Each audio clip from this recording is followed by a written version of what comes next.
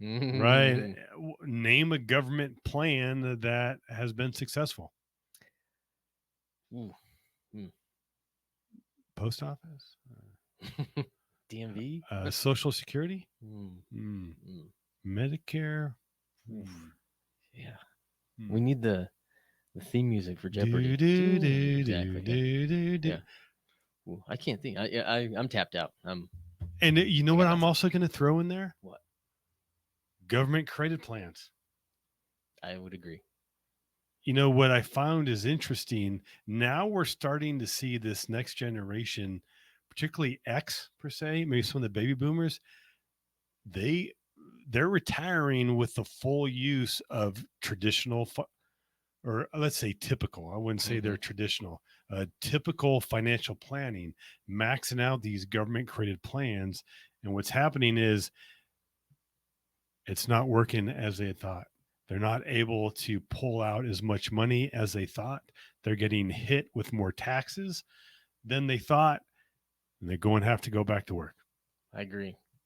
Government sponsored programs is like your accounting career, mediocre at best. Dang.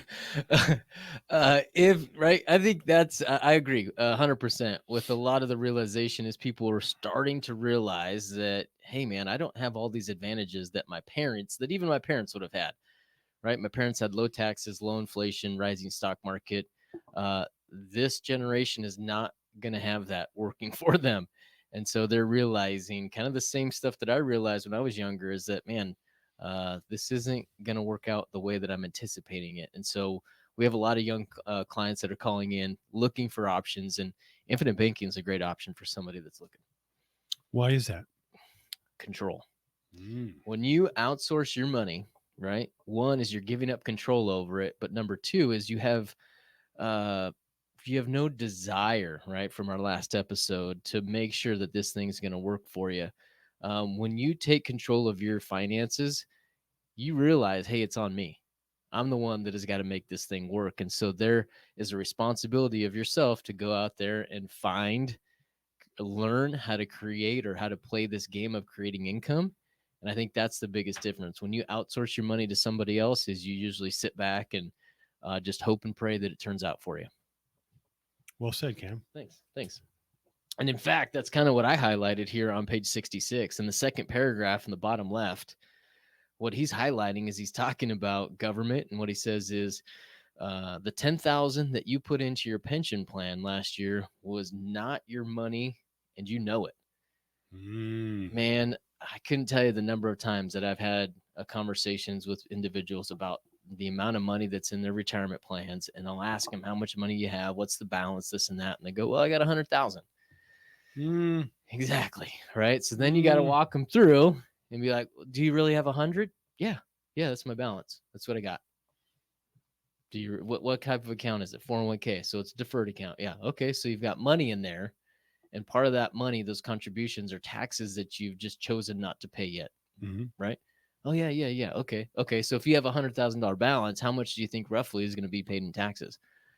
Well, then you got to walk them through the exercise. Is that roughly in a 30% tax bracket, 70,000 is going to be yours, 30,000 is going to be taxes that you've just chosen not to pay yet. And then the next question is I'll propose is I'll ask them, where do you think taxes are going? Anthony, where do you think taxes are going, up or down? Way up. Way up, right? I agree. I think they're going to go up. I think they're going to go way up. And so if that scenario rings true today, now I've got 70, the IRS has 30. If rates go up now 30, let's say they go up from 30 to 35%. Now the IRS that I owe taxes is going to have 35% or 35,000, and I've only got 65,000. How much control did we have over that scenario?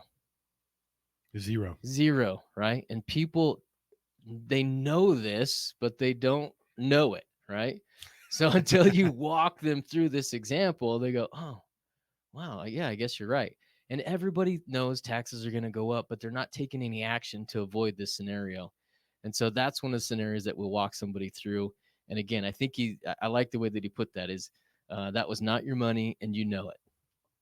Well, you know what he also talked about, and this has happened, hasn't happened in the United States at this point, where some governments went after some of the wealthy's retirement accounts to help pay for other people.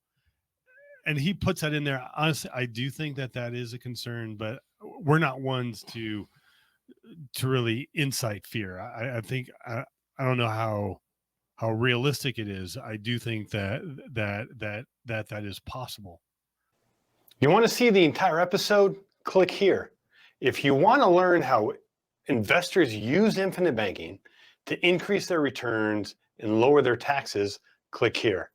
If you want to see if infinite banking is for you and you have some questions, hop on a discovery call with us and one of our coaches. The link for that will be in the description.